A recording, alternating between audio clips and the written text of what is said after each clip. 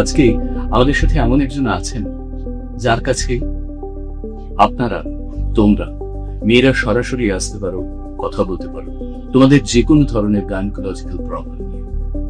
আমরা কথা বলছি এমন একজন মানুষের সাথে যিনি সহজাতভাবে বহু বছর ধরে মেয়েদের এই ধরনের কষ্টের কথা, যন্ত্রণার কথা খুব সাবলীলভাবে কাউন্সিল করছেন এবং পাশাপাশি তার ল্যাপ্রোস্কোপিক সার্জারির মধ্যে দিয়ে এবং অন্যান্য মেডিকেশনের মধ্যে দিয়ে সুস্থ করে তুলছেন।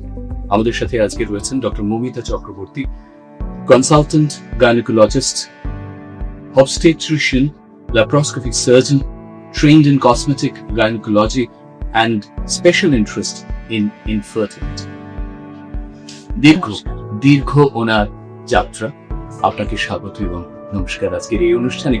যেটা দিয়ে আমরা শুরু করেছিলাম সেটা তো খুব গুরুত্বপূর্ণ।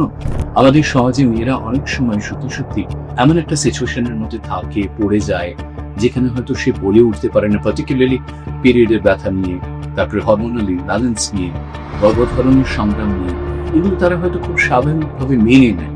কিন্তু একটা সময় তো আসে যখন তাকে বলতে হয়। আপনি তেমন একজন মানুষ এবং ডাক্তার যার কাছে তারা আসেন। আপনি তাদেরকে কিভাবে দেখেন প্রাথমিকভাবে একজন মানুষ এবং ডাক্তার? প্রথম কথা তার হিস্ট্রিটা নিতে হবে, সেটা খুব ইম্পর্টেন্ট। আর এই যে আপনি বললেন পিরিয়ডের সময় পেইন, এটা খুব কমন প্রবলেম এবং খুব কমনলি ইগনোর প্রবলেম হচ্ছে। তো অনেকেই মনে করে পেইনটা স্বাভাবিক, তার বাড়ির বড় লোক বলে আমাদেরও হতো, এটা মানতে হবে। অনেকে ইনফ্যাক্ট পেটে খুব কষ্ট পায়, কিন্তু তারা তা সত্ত্বেও কোনো ওষুধ খায় না, কারণ তাদের মনের মধ্যে ঢুকিয়ে দেওয়া হয়েছে যে না, ওষুধ খেলে তাদের কথা বললাম, তাদের মধ্যে অসুবিধে হবে পরবর্তীকালে। কিন্তু কেন হচ্ছে ব্যথা, আর কোনো সমস্যা আছে কিনা? কারণ আমাদের এতে গাইনোকোলজিতে একটা প্রবলেম আছে, স্প্যাজমোডিক ডিসমেনোরিয়া।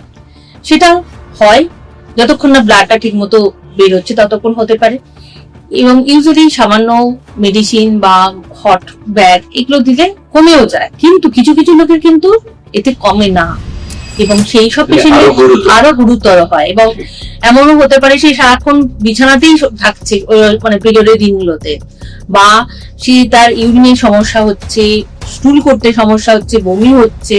তো তাদের কিন্তু অনেক আগে আসা উচিত। এগুলো কিন্তু স্বাভাবিক বলে ফেলে রাখাটা উচিত না।